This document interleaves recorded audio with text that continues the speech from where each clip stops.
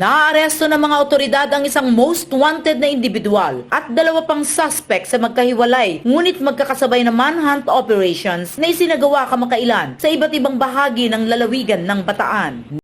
DTX Coffee Mix. Himo sa natural nga sangkap parehas ang amarkuso, chia seeds, sugared cane extract powder. DTX Coffee Mix. Nakakapi ka na, naka-detox ka pa. DTX Coffee Mix. Mabakal sa mga butika. Nadakip sa pangunahing target sa Barangay Lamao, Limay dahil sa paglabag sa Comprehensive Dangerous Drugs Act. Samantala, sa hiwalay na operasyon sa mga bayan ng Hermosa at Bagak, nahuli rin ang dalawang individual na nahaharap sa mga kasong qualified theft at grave coercion. Ang mga operasyong ito ay isinagawa sa pamamagitan ng masusing koordinasyon at intelligence work ng pulisya. Isang araw bago ang mga pag-aresto, voluntaryong isinuko ng isang pribadong security agency sa Balanga City ang kabuuang 65 iba't ibang uri ng baril at mahigit 2,000 bala. Kabilang sa mga isinuko ang 31 piraso ng 12-gauge shotguns, 25 piraso ng 9mm pistols, 4.38 caliber revolvers, ilang rifle at isang submachine gun. Karamihan sa mga ito ay may expired na rehistro at isinailalim na sa wastong disposisyon ng mga otoridad.